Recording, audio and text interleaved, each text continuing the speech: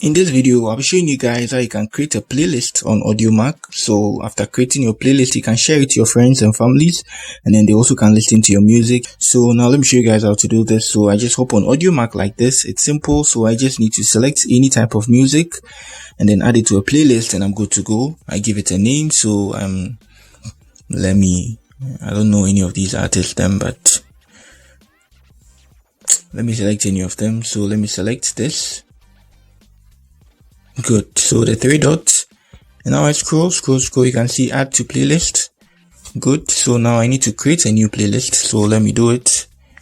I don't know them. So that's the name of my playlist. And now I create it. And good. I have a playlist called I don't know them, and then I have one song. So now you can start adding songs to your playlist them. So now let's say I want to add this song. You get it? So I will add it to my playlist. When I tap on that, you can see, so I can have multiple playlists and I'll be adding the songs on different playlists. So I tap on the plus here.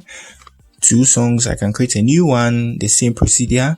So that's it on how you create a playlist on Audiomack, add songs and also remove songs. So that's it. If you are new here, you give me a like, you subscribe to my channel. If you have any question, you let me know in the comment section. That's it for the video. Peace.